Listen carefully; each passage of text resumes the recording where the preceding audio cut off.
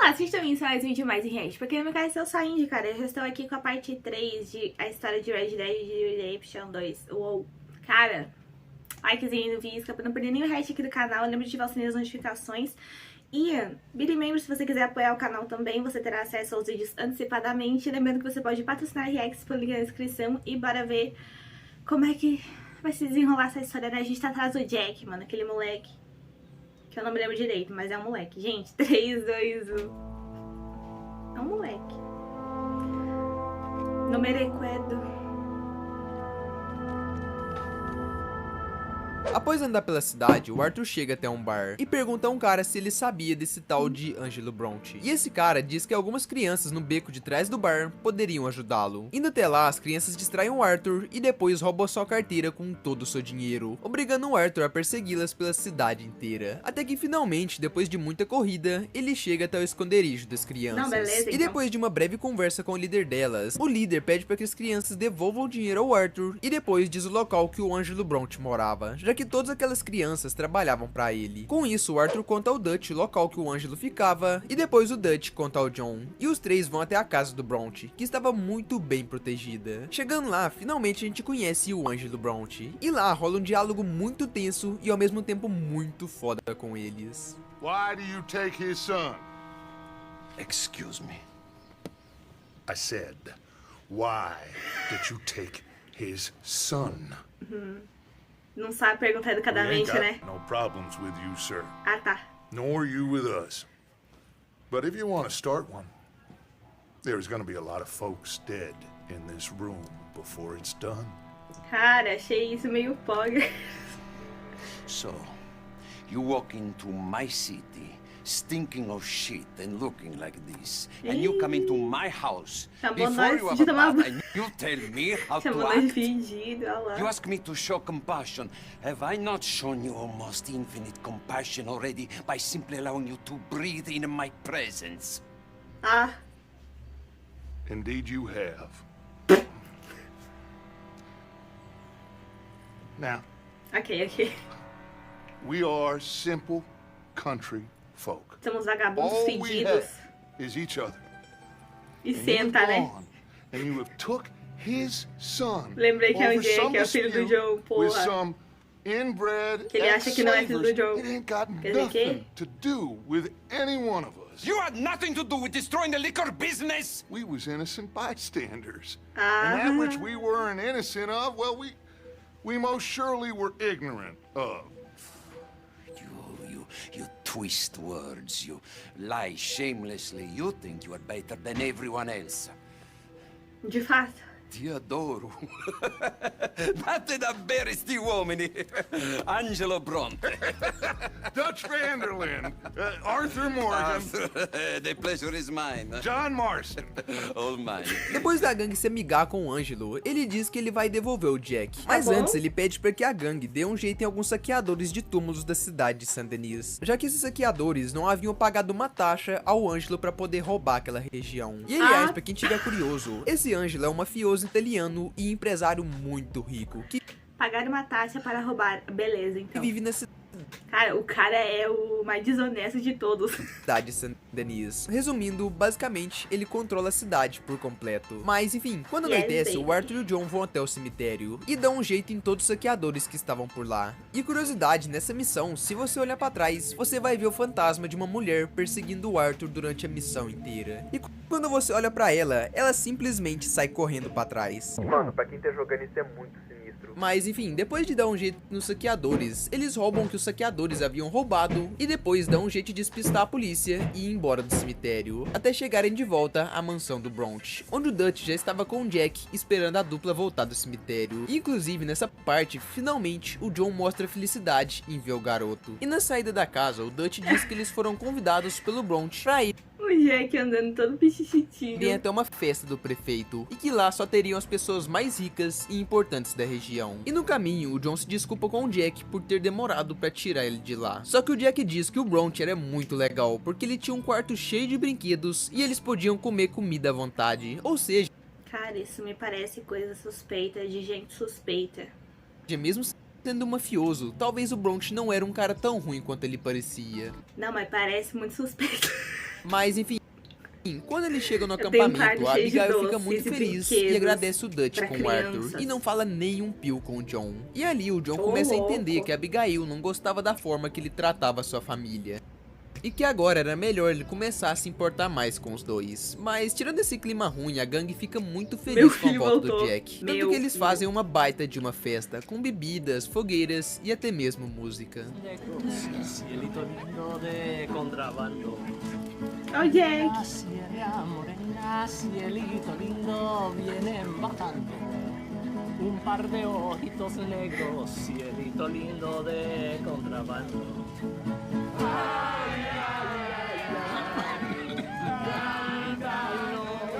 Quem tá tossindo? Cantando se alegra, cielito lindo los corazones.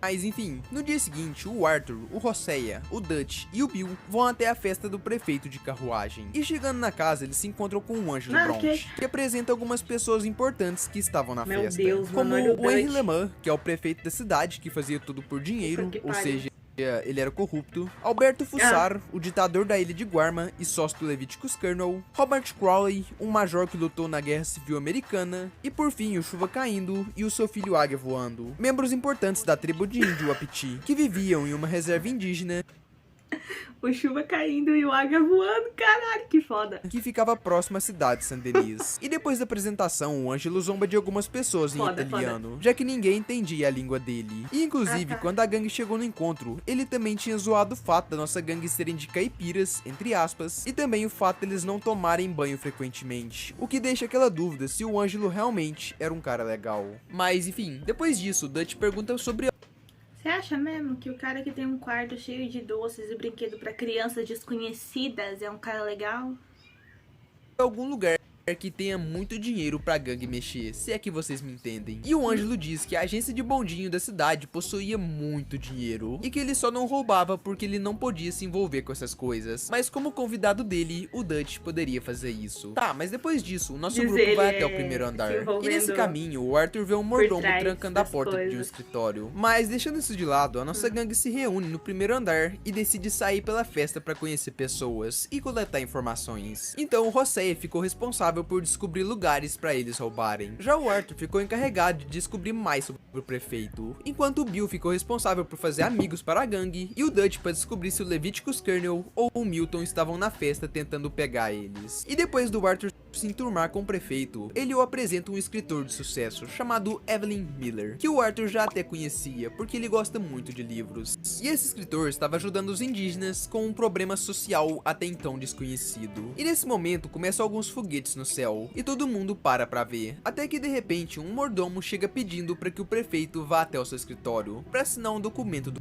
Colonel, que já tava putaço com a demora da assinatura. E o Dutch, ouvindo tudo, pede para que o Arthur siga esse mordomo. Depois de segui-lo, o Arthur chega até aquela sala que o mordomo havia trancado e rouba de uma gaveta um contrato extremamente confidencial do Leviticus Colonel. E depois volta até o Dutch para contar o que ele achou. E durante todo esse tempo, o Hosea diz que ele descobriu sobre um banco riquíssimo na cidade. E o Dutch completa dizendo sobre a agência de bondinho que o Bront indicou e também sobre um barco de apostas onde só rolava apostas milionárias. E depois dessa noite bem lucrativa, a nossa gangue decide retornar até o acampamento. E logo no dia seguinte, o Dutch acorda o Arthur e diz que eles já estavam se preparando para os 3 golpes, e que eles só precisavam do dinheiro de um dos golpes, para eles poderem ir embora daquele lugar para sempre. E o Dutch também Isso me parece mentira, porque na outra cidade eles deram uns 500 golpes também e tão pobre, falido.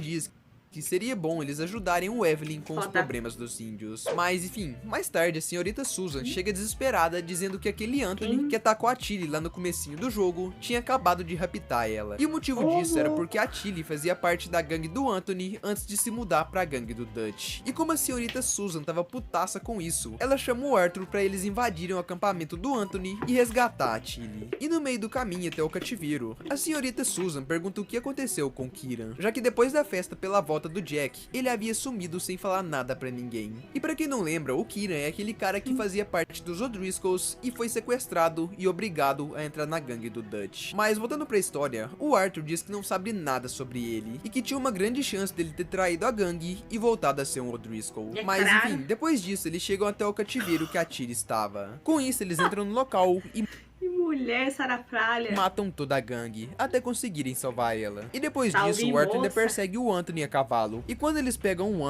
Anthony diz que a Tilly havia matado o seu primo, por isso ele perseguia tanto ela. E depois de uma breve conversa entre os quatro, as duas pedem para que o Arthur mate ele, mas ele decide deixar o Anthony vivo, já que Ixi. agora ele havia aprendido a lição e nunca mais iria mexer com a gangue Vanderlinde. Tá, mas depois de alguns dias, enquanto o Arthur andava por Saint-Denis, ele conhece o irmão Dorkins, um monge que pedia dinheiro para ajudar os pobres e necessitados. Então o Arthur decide ajudá-lo, e o Dorkins pede Ele sendo um pobre necessitado é foda. que o Arthur vai até a igreja alguns dias depois daquilo. Indo até a igreja que ficava na favela da cidade, ele conhece a irmã Calderon, uma freira que ajudava as crianças da favela. E durante a conversa deles, um dos garotos que ela cuidava rouba o crucifixo dela e sai correndo, fazendo com que o Arthur o persiga pela cidade. E depois de persegui-lo, o Arthur acaba salvando o garoto de levar uma surra de um cara que tinha acabado de ser roubado pelo menino. E como agradecimento por isso, ele devolve o crucifixo ao Arthur. E enquanto o Arthur saía do local, uma mulher oferece companhia a ele, se é que vocês me entendem. E essa mulher era Edith Downs, a esposa daquele cara doente que o Arthur tinha cobrado. E quando ela vê que era o Arthur, ela fica com medo e corre em direção a um policial que passava na rua. E diz a ele que o Arthur estava tentando fazer algo de mal com ela, fazendo com que o Arthur seja procurado pelas polícias no meio da cidade. E depois de despistar a polícia, ele volta até a freira e entrega o crucifixo de volta pra ela. E lembra do barco de apostas que o Dutch falou? Bom, após alguns dias, o Arthur se encontra com o Trelawney, o Javier e o Leopold. E eles contam que eles precisavam da ajuda do Arthur pra roubar um cara chamado Desmond Blight, empresário milionário que iria participar de um torneio de pôquer no seu próprio barco. E para chamar a atenção desse empresário, o Arthur corta o cabelo e se veste como rico. E ele tenta ganhar do Desmond no pôquer. E para que todo esse plano desse certo, o Leopold se senta atrás do Desmond e fica olhando as cartas do milionário. E fica fazendo sinal pro Arthur saber quando ele deve apostar ou quando ele deve recuar da mão de cartas do Desmond. E para completar o plano, o Trelawney ainda subornou o croupier para que ele dê cartas boas para o Arthur. Resumindo, tava tudo esquematizado pro Arthur vencer. E depois de uma vitória, o Arthur finalmente consegue fazer o Desmond perder todo o dinheiro dele. E como o Arthur provoca dizendo que ele queria apostar com pessoas mais ricas, o Desmond fica putaço e aposta um relógio suíço caríssimo dele. E esse relógio era tão caro que ele o mantinha dentro do mesmo cofre que ele guardava o seu dinheiro. Então o Arthur volta à mesa e começa mais um jogo. E com a ajuda do Leopold, o Arthur vence mais uma vez, deixando o Desmond mais puta ainda. Mas como promessa é promessa, o supervisor de apostas chama o Arthur e mais um guarda para eles irem pegar o relógio que ele havia ganhado de prêmio. Só que um detalhe interessante é que esse guarda que ele chama era o Javier, que havia batido em um segurança do barco e depois roubado as suas roupas para se disfarçar de guarda. Com isso, os três vão até a sala do cofre e esperam o supervisor abri-lo, já que só ele sabia a senha. E quando ele abre o cofre, o Javier nocauteia o guarda e o Arthur anuncia o assalto e bate no supervisor. E ao mesmo tempo rouba a arma dele, já que o Arthur teve que deixar suas armas no acampamento para poder entrar no barco. Só Os caras é muito pilantra, mano. que como um bom gerente, o supervisor saca outra arma e tenta matar o Arthur. Só que ele é mais rápido e mata o supervisor primeiro, para depois roubar o dinheiro e o relógio do cofre. Não é que ele é mais rápido, é que a gente tem o slow mode. E é lógico que todo mundo ouviu o tiro, tanto que os guardas ficam em alerta e começam a procurar da onde o tiro veio. Mas mesmo assim, os dois conseguem voltar até o bar do navio. E lá o Desmond diz que ele não vai com a cara deles. Até que de repente, o guarda que o Javier havia batido para roubar a roupa, aparece do nada e denuncia a gangue, iniciando um puta de um tiroteio entre os guardas e o nosso grupo. Até Puta que pariu, mano. conseguem sair do saguão, pular na água e depois fugir para as docas nadando e despistando os guardas, assim concluindo mais um golpe para a gangue. Só que mesmo roubando 6 mil dólares do barco, com o Arthur ganhando 750 dólares e mais o relógio, esse dinheiro ainda não era o suficiente para a gangue se mudar daquele lugar. Ou seja, eles ainda teriam que fazer mais alguns roubos. Voltando ao Cara, o que tá acontecendo com o dinheiro da nossa gangue? Cadê o Dutch com aquela porra daquele caixa 2? acampamento, o Arthur conversa com a Sadie sobre os planos da gangue. E um detalhe interessante é que a Sadie estava toda vestida como se fosse uma pistoleira do grupo. Mas enfim, depois disso, o Dutch chega e o Arthur vai até ele para contar sobre o sucesso do golpe no barco. Só que como o dinheiro ainda não era o suficiente, o Dutch diz que eles deviam roubar a agência de bondinho de Saint-Denis, já que de acordo com o Ângelo Bronte, lá tinha muito dinheiro. Pesado, tá? Então os Nunca dois começam a bolar um plano. porra. Só que lembra quando a senhorita Susan disse que o Kieran tinha sumido? Bom, de repente o Kieran aparece montado em um cavalo, segurando a própria cabeça e sem os olhos. E isso era porque a antiga gangue dele, que eram os O'Driscolls, tinham sequestrado ele naquela noite de comemoração do Jack. E depois eles se vingaram por ele ter traído eles. E após essa cena terrível, centenas de O'Driscolls aparecem no acampamento, atacando a nossa gangue por todos os lados possíveis e forçando o nosso grupo a entrar em um tiroteio com eles. Só que como os O'Driscolls estavam em grande quantidade, a nossa gangue se reúne e entram pra dentro da mansão pra se protegerem. E como a Sadie queria mostrar o seu valor pra gangue, ela decide ficar do lado de fora e bater de frente com todo aquele exército sozinha. E inclusive, lá ela mostra ser muito boa no combate. Mas enfim, o Arthur e mais alguns membros da gangue saem da casa pra ajudar a Sadie. E depois de muito tiroteio, os O'Driscolls se enfraquecem e decidem fugir do acampamento. Assim, deixando a nossa gangue em paz e naquele clima de luto. E após acabar... Ela é o exército de uma mulher só. tudo aquilo, Dutch pede para que o reverendo Swanson enterre o Kieran e que o restante da gangue se junte para limpar o acampamento. E aliás, tá na cara que o Dutch ficou muito puto com o que aconteceu, mas como ele tinha outros problemas para resolver, ele deixa isso de lado por enquanto e pede para que o Arthur ele tá ocupado fazendo caixa 2.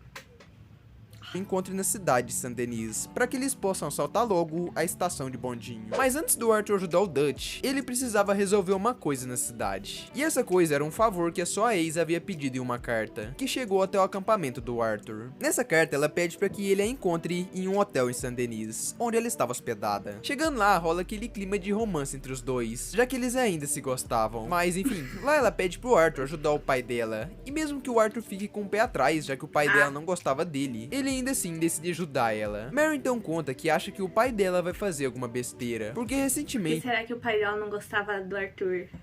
Um membro de gangue. vai fazer alguma besteira, porque recentemente o pai dela havia se viciado em apostas e em bebidas, e naquele mesmo dia ele tinha saído para fazer algo escondido. Com isso, os dois seguem ao pai dela e observam ele vendendo um broche de família, que a esposa dele, que era a mãe da Mary, deu para ela antes dela morrer. Tudo isso para que ele possa usar o dinheiro nos seus vícios. E depois de ver isso, a Mary fica muito brava com o pai. Então o Arthur decide recuperar o broche da Mary. E como o comprador entra dentro de uma carruagem, o Arthur vai de cavalo atrás dele, salta na sua carruagem e faz com que eles parem em um pântano. Lá ele obriga o comprador a devolver o broche, e depois ele devolve o broche pra Mary, que fica muito feliz com o Arthur, tanto que ela chama ele pra ir até um teatro da cidade. Mano, nesse teatro rola muita coisa da hora. Como uma música sobre Saint-Denis,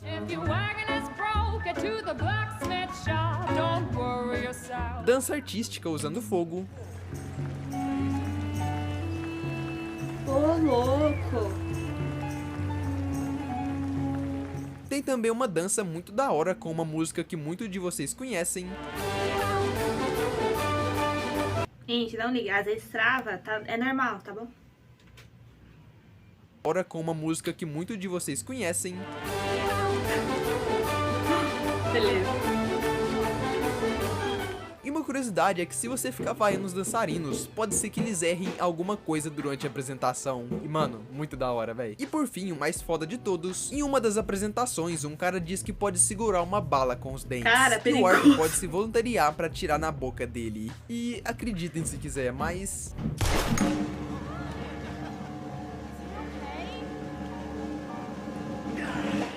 ele realmente segura a bala. E mano, como que esse jogo não ganhou o GOT, velho? Eu realmente não faço a mínima ideia. É coisa de pacto. Tá, mas depois de assistir essas apresentações com a Mary, os dois vão embora até a estação de bondinho de Saint-Denis. E antes dela subir, ela pergunta se o Arthur ainda amava ela. E ele responde que sim, mas como ele era um homem muito procurado pela polícia, ele não poderia se relacionar com ela, já que isso seria muito perigoso para a vida da Mary. Então ela pede que os dois fujam juntos para um lugar bem distante. E é lógico que o Arthur aceita, mas ele diz que antes de fazer isso, ele tem que ajudar toda a sua gangue a conseguir dinheiro para fugir pro oeste. E só após isso, ele e a Mary poderiam fugir e serem felizes juntos. E a Mary fica meio triste com essa resposta, mas é lógico que ela ainda tem esperança de que um dia o Arthur abandone o crime e fuja com ela. Então ela sobe no bondinho e vai embora do lugar. Andando um pouco, o Arthur vê o escritor Evelyn Miller, que ele tinha conhecido. Ela ficou pra sempre esperando ele. Evelyn Miller, que ele tinha conhecido na festa, junto com Chuva Caindo e o seu filho Águia Voando, que são aqueles índios que estavam na festa. E os três contam pro Arthur que o Leviticus Colonel estava forçando o governo a tirar os índios da reserva indígena que eles moravam. Que tristeza, mano, e eu rindo. Ai, eu tô rindo, é que o nome deles rima, tá ligado? Chuva Caindo, Águia Voando. porque o Colonel queria comprar exatamente aquelas terras da reserva. É E tudo foda, isso é mano. porque Vamos o tacar fogo Colonel, nesses junto ao ricos. governo, descobriram que embaixo da reserva existia uma imensa fonte de petróleo. Safados. E como eles estavam loucos pra meter Esse petróleo é dos indígenas. as mãos nela, o governo propôs um acordo pacífico de que os índios se mudassem para novas terras. Porém, como o cacique Chuva Caindo não quis aceitar esse acordo, o Colonel começou a pagar o coronel do exército para que eles atacassem os índios secretamente. E dessa forma, os indígenas ficariam bravos e revidariam contra o exército. E assim, o exército poderia criar a narrativa de que os índios eram agressivos, assim conquistando a opinião pública e forçando os índios a abandonarem as terras. E para que isso não aconteça, os três pagam o Arthur para que ele invada uma refinaria de petróleo do Colonel. E depois rouba um documento que dizia ter petróleo embaixo da reserva Wapiti. E junto a esse documento tinham provas da aliança entre Você esquece ser pilantra, mas também sabe. Wapiti. E junto a esse documento tinham provas da aliança entre o Colonel Então e o toma, exército. toma. E com esses papéis em mãos, eles poderiam expor tudo aquilo e conquistar a opinião pública, forçando o governo a desistir de tirá-los daquela reserva. E como tinha dinheiro envolvido nisso, o Arthur decide aceitar o serviço. Isso é uma explicação interessante, é que aquele Perfeito. papel que o Arthur rouba do prefeito naquela festa, na verdade era um documento que autorizaria o Colonel a perfurar a reserva indígena. Por isso, ele estava forçando o prefeito a assinar ele o mais rápido possível. E para fazer o trabalho, ele e o filho do Chuva Caindo, que era o Águia Voando, se encontram do lado de fora da refinaria. Mas, enfim, Ele e o filho do Chuva Caindo, que era o Águia Voando. o Águia Voando diz que o papel estava em um escritório e que o Arthur Achei poético. O Chuva Caindo, ele representa o quê? A serenidade, como é que é? A abundância, né? Etc, as plantas crescem e tal. Aí o Águia Voando, ele é livre. Ele vai nos levar para outro... É alguma coisa assim, né? teria que invadir o local silenciosamente, senão os homens do Colonel iriam queimar os documentos. Com isso, o Arthur entra na refinaria e passa por todos os Adorei, guardas em foda-se. silêncio. Chegando lá, ele obriga o gerente a entregar os documentos, e depois ele foge do local. Só que na saída, ele é surpreendido por vários guardas, que rendem ele. Mas de repente, o Águia Voando explode um tanque de petróleo para distrair os guardas. E só assim, o Arthur consegue se esconder, e depois bater de frente com todos os capangas do Colonel. De repente, e depois o Águia de encontrar Voando o vem Águia voando. Ô, os dois louco. fogem do local, e o Arthur entrega o documento Ah, pra tá. ele, terminando o serviço e iniciando um baita Cara, esse nome é tão duplo sentido que eu não consigo. terminando o serviço e iniciando um baile Ele de um vê o conflito Águia com voando. Leviticus Colonel. Bom, depois de tudo isso, finalmente o Arthur vai até o Dutch e o Lenny na cidade de Saint-Denis, para que eles possam roubar a estação de bondinho. E antes do assalto, o Dutch conta que ele fez amizade com o capitão de um navio, que concordou em Uhum. levar a gangue pra Austrália ou para o Tahiti. E pra isso eles iriam E precisar aí, é aí que eles vão parar lá na puta que pariu, lá no Peru? Onde de é? muito dinheiro para pagar o capitão Sim. e mais dinheiro ainda para eles comprarem terras por lá. E de acordo com o Ângelo Bronte, a estação de funk. bondinho tinha muito, mas muito dinheiro. E era o suficiente para que toda a gangue pudesse se mudar daquele país. Por isso, Dutch queria tanto assaltar aquele lugar. Então, os três entram na agência e anunciam um assalto, rendendo todos os reféns do local. E após isso, o Arthur vai até o caixa, abre o cofre e fica abismado, porque tinham apenas alguns dólares dentro dele. There should be stacks of cash in there. He told us there was. Look again. Cara, acho que vocês estão sendo traídas. There's no stacks. A few dollars in coins. That's it. E logo em seguida, centenas de policiais cercam a agência que eles estavam, como se eles já soubessem que a gangue ia assaltar o lugar. Então, os três percebem que aquilo tudo Cara, aquele cara é um safado. era uma armadilha do Ângelo Bronte, pra que a gangue se ferrasse. Mas por sorte, bem no meio do assalto, um bondinho passa na bondinho. frente da agência, e o nosso trio aproveita e corre pra dentro dele pra fugirem do local. Vambora, E durante tropa. a fuga, os três trocam tiros e matam vários policiais, que estavam espalhados em pontos estratégicos pela cidade. E depois de algum tempo, o Arthur tenta parar o bondinho, só que a alavanca quebra, fazendo com que eles percam o Aí é controle foda, e batam mano. o bondinho no meio da cidade, causando um estrago absurdo. Só que felizmente O eles ficam Vacal. vivos, trocam tiro com os policiais e depois eles aproveitam pra sair correndo pelos becos da cidade, enquanto eles confrontam Não, perfeito, diversos perfeito. policiais pelo caminho. E depois de tanta correria, os três roubam uma carroça e fogem da cidade, tendo que lidar com mais Perfeito. alguns policiais na fuga. Mas finalmente eles Não, conseguem perfeito. despistar todos os policiais que estavam atrás deles. E por fim, concluindo mais um golpe pra gangue, tendo um lucro de incríveis 15 dólares. E é lógico também, trazendo um prejuízo gigante pro Leviticus Colonel, que cada vez acumulava mais ódio ainda da gangue. Mas enfim, voltando pro acampamento, Cara. E é aqui que nós vamos finalizar esse vídeo, entendeu? E eu gostaria de ressaltar aqui que esse vídeo aqui é uma homenagem ao meu mano Chuva Caindo e o seu filho Águia Voando. Um beijo pra vocês.